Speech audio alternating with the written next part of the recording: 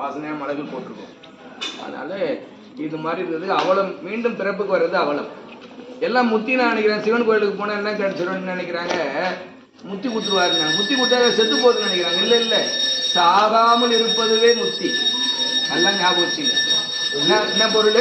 சாகாமல் இருக்கிறதுதான் முத்தின்னு பேரு. சாகிறதுக்கு முத்தி கிடையாது. மீண்டும் இறந்துட்டா மீண்டும் பிறப்புக்கு வரணும். பிறப்பதற்கே தொழிலாக இறக்கின்றாருன்னு அப்பர் சுவாமி அழகா சொல்லுவார். சரியா? அப்போ நல்லா ஞாபகம், சிவன் கோயிலுக்கு வந்தா முத்தி கிடைக்கும். முத்தினா என்னன்னா மீண்டும் பிறப்புக்கு வராம இருக்கிறது, செத்தே போகாம மரணம் இல்லா பெருவாழ். இதுதான் வள்ளலார் சொன்னார். சரியா? சாகாமல் கற்பதுவே கல்வி. உலக படிப்பை சாகருக்கு நிறுத்திடுமா?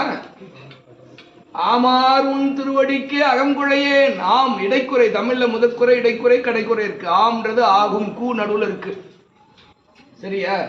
ஆமாறு போமாறு சாமாறு, ஆகுமாறு போகுமாறு சாகுமாறு. சரியா? அதனால சாகுமாறு கற்கிற கல்வி உலக படிப்பு. அது பொருள் கொடுக்கும், பொண்ணு கொடுக்கும், கூட ஒன்னோட கொண்டு போக முடியாது. ஆனா போட்டு தெரியும். ஆனா சாகாமல் கற்பர் கல்வி இருக்கு பாருங்க, அதுதான் 5 எழுத்து. அததான் பாடுறாரு அவரு. பெரும் பதம் என்ன சொல்றாரு அந்த பாட்டுல? பெரும் பதம் எய்துவிக்கும். சரியா? இதெல்லாம் சிறு பதம். இதெல்லாம் மாணிக்கவாசகர் சொல்லுவாரு. திணைத்தனை உள்ளது பூவினில் தேன் உண்ணாதே, இணைதரும் காண்தரும் பேசும் எப்போதும் அனைத்து எலும்பு. அதாவது மோக தேகம் முழுக்க ஒவ்வொரு